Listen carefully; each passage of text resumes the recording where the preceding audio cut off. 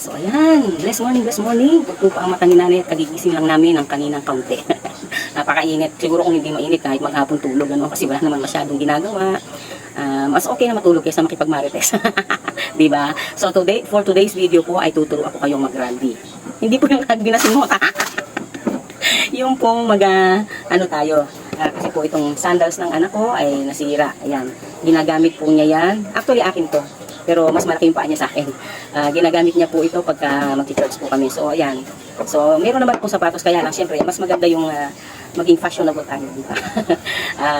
Syempre, kung may mapagpipilian tayo, may pang-teterno po tayo sa ating mga dress na pang-church po natin. So, ayan. Ito ang nakita nyo. Ayan. Bukaka. Ayan. So, paano ba mag-rugby? Huwag yung may plastic.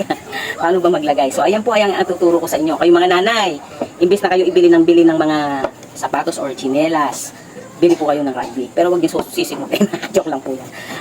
Tawag dito, turuan ko kayo kung paano mag-rugby. Ayan. So, syempre, una, dapat may rugby tayo. And then, meron tayong stick. Ito talagang pang ano kaya, kita nyo, gamit na yan.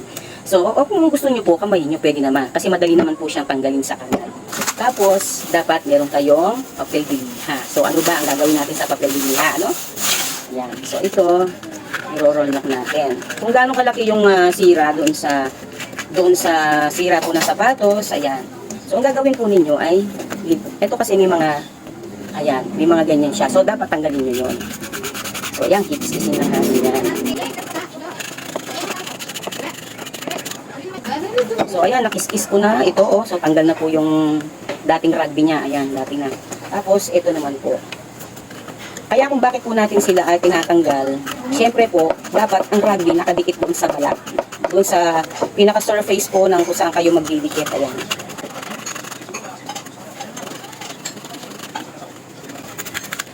Ayan. Pumasok sa akin ito.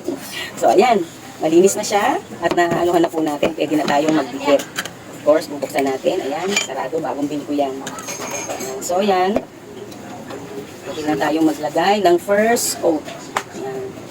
First coating. Manipis lang. Huwag yung kakapalan. Ano? Ayan.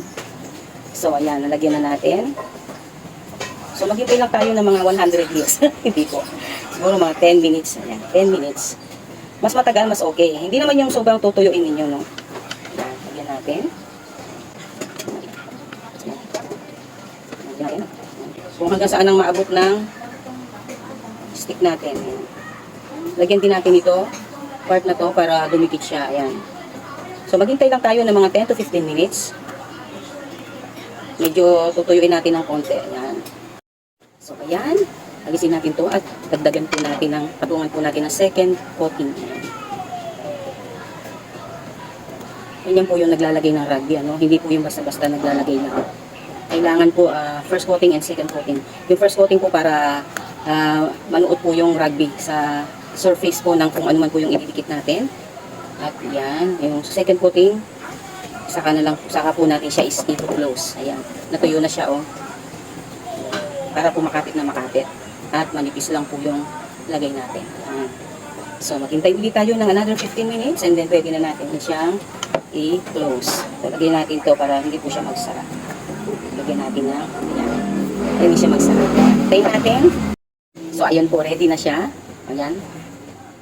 Alisin na natin to at mag-start na tayong magdikit. Ayan. Una, idikit po muna natin to. Ayan.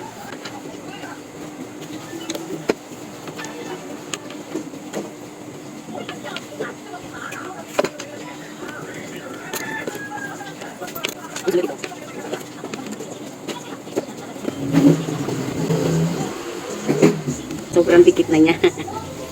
Ayan. Ayan. O, diba?